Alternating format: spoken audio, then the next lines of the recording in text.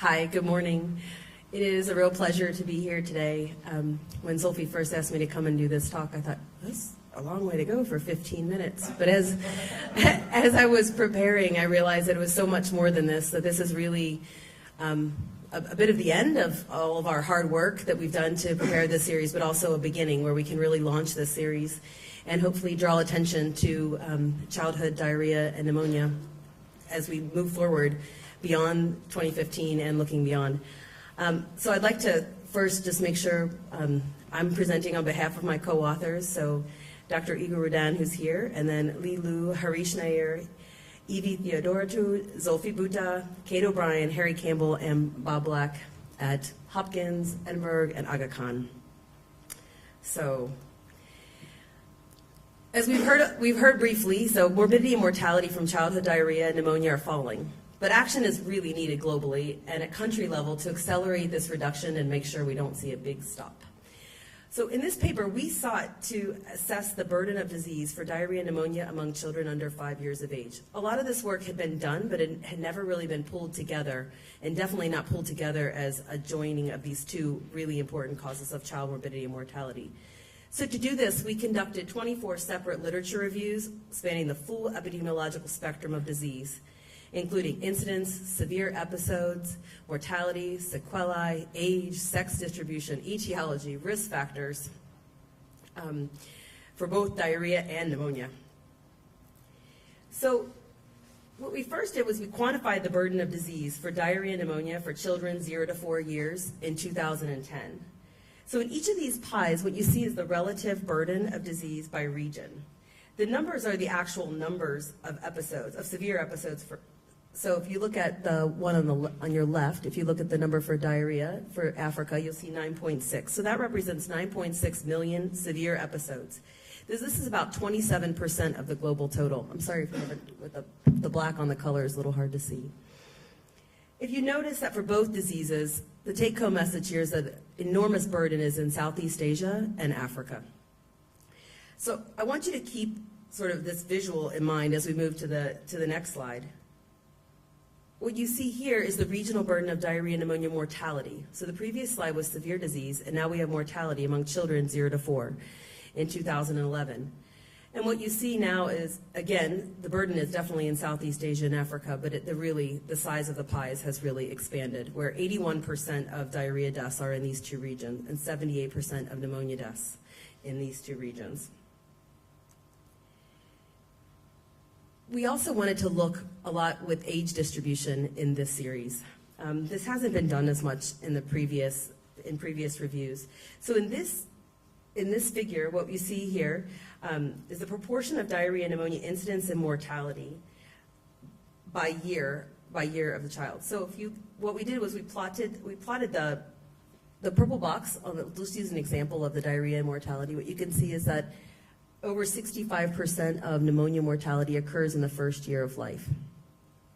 And so we have what the purple is the pneumonia mortality, and the green would be the pneumonia incidence, and then the blue is the diarrhea mortality, and the red is the diarrhea incidence. So the take-home message here is really that 72% of diarrhea deaths and 81% of pneumonia deaths occur in the first 2 years of life. And I think this is an important key message of this entire body of work. In this figure, we have the annual rates of change in diarrhea-specific and pneumonia-specific mortality from 2000 to 2010. So on the y-axis, on the x-axis, we present the annual rates of change for pneumonia-specific mortality, and on the y-axis, the annual rates of change for diarrhea-specific mortality. The dotted lines represent the MDG goals, so that's sort of the annual reduction that we would need to achieve the MDG goals. What you can see if you look at the top left quadrant, these are the countries that are not on track for either diarrhea or pneumonia-specific mortality. The countries in the bottom right quadrant are the ones that are on track for annual reductions in diarrhea and pneumonia-specific mortality. In the bottom left quadrant, you see the countries that have achieved significant reduction in diarrhea but are not yet achieving that same reduction that would be needed in diarrhea-specific mortality. on this slide, I want to say we plotted the 74 countdown countries are plotted here, and we highlight, the names are the highlights of the 15 countries with the highest diarrhea and pneumonia burden of disease. We also wanted to talk a little bit about the sequelae. So big focus is always on mortality, but there are episodes that don't lead to death, but also lead to serious sequelae. For diarrhea, usually a single episode of diarrhea is limiting, self-limiting, as long as the child is treated with ORS and zinc. But in low-income settings, multiple diarrhea episodes per year can increase the odds of stunting, such that a proportion of stunting attributable to 5 episodes of diarrhea in the first 2 years of life is 25%, which is an enormous burden, is an enormous percent of the stunting burden. Additionally, we reviewed a little bit sort of more rare sequelae, but these are Guillain-Barré, reactive arthritis, and hemolytic uremic syndrome. With regard to pneumonia, the risk of at least one long-term major sequela from pneumonia is 5% in non-severe pneumonia and 13.6% in hospitalized severe pneumonia. Sequelae, these major sequelae include reduction in lung volume and bronchiectasis. The risk of sequelae is higher among children less than 2 years of age, and this corresponds with the previous slide where I showed that really the mortality burden is among these under 2s. Thinking about etiology, the scope of etiology in putting it into this paper, there was no way we could sort of review and talk about all of the pathogens that cause diarrhea and pneumonia for children under 5. Those are hard to fit into separate papers in and of themselves. So what we really wanted to focus on here were the vaccine-preventable etiologies. So for diarrhea, we highlight rotavirus, which is estimated to cause 28% of severe diarrhea, resulting in 9.9 million severe episodes and nearly 200,000 child deaths. We can also talk about cholera, where there is a vaccine available. This only accounts for about 1% of severe diarrhea, resulting in 456,000 severe episodes and a little less than 12,000 deaths.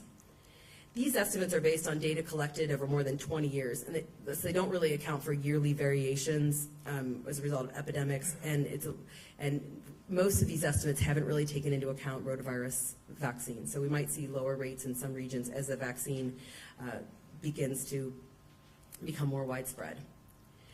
When we talk about vaccine-preventable causes of pneumonia,